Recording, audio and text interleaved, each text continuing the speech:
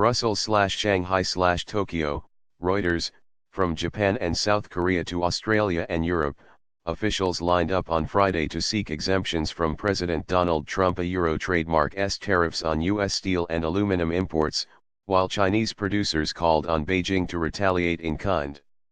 Tokyo and Brussels rejected any suggestion that their exports to the United States threatened its national security. Trump a Euro trademark's justification for imposing the tariffs despite warnings at home and abroad that they could provoke a global trade war. Trump signed an order for the 25% tariffs on steel imports and 10% for aluminum at the White House on Thursday to counter cheap imports, especially from China, which he described as a Euro or an assault on our country a Euro. For an interactive graphic on U.S. steel products imports click tmsnrt.r/20peo1z. However, he said a Euro aerial friends a Euro of the United States could win waivers from the measures, which come into force after 15 days.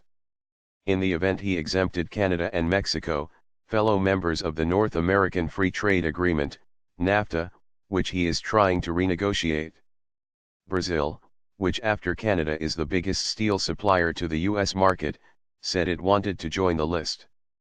A Euro we will work to exclude Brazil from this measure a Euro acting Trade Minister Marcos Jorge told Reuters after meeting U.S. Commerce Secretary Wilbur Ross. Argentina made a similar case.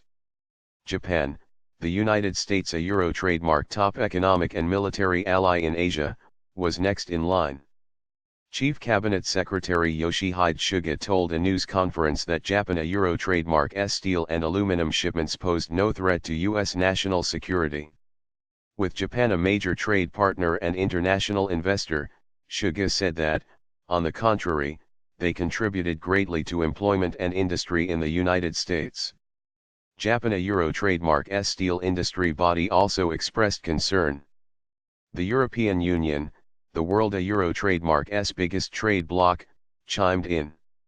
A Euro rupee is certainly not a threat to American internal security, so we expect to be excluded, a European Trade Commissioner Cecilia Malmström said in Brussels. Malmström told reporters the EU was ready to complain to the World Trade Organization, and retaliate within 90 days. She will meet U.S. Trade Representative Robert Lighthizer and Japanese Trade Minister Hiroshige Seko in Brussels on Saturday, when she will ask whether the EU is to be included in the tariffs.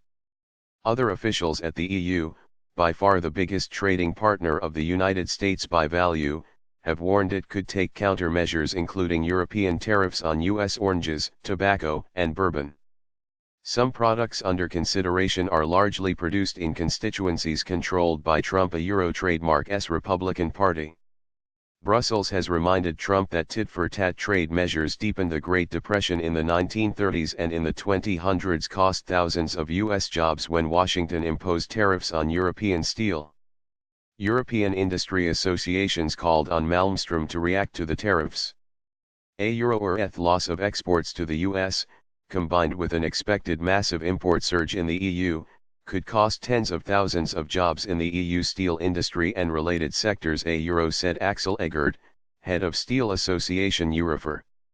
In Sydney, Prime Minister Malcolm Turnbull cited Washington a Euro trademark's strong relationship with Australia, adding, a Euro or there is no case for imposing tariffs on Australian steel a Euro.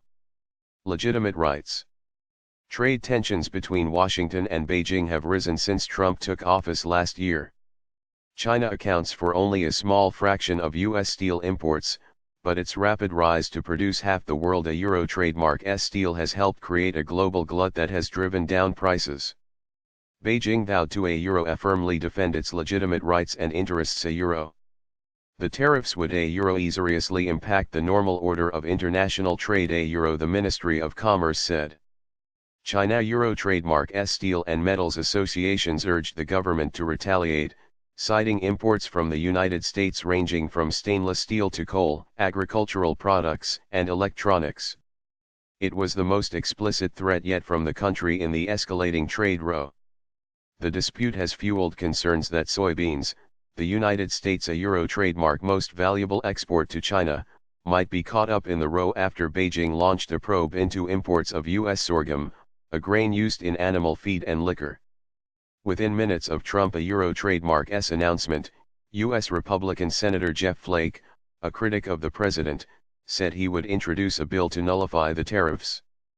But that would probably require Congress to muster an extremely difficult two-thirds majority to override a Trump veto. Some Democrats praised the move. Senator Joe Manchin of West Virginia said it was a past time to defend our interests, our security, and our workers in the global economy. South Korea, the third largest steel exporter to the United States and a strategic ally on the Korean peninsula, called for calm. We should prevent a trade war situation from excessive protectionism, in which the entire world harms each other, Trade Minister Park Eun-gyo told a meeting with steelmakers.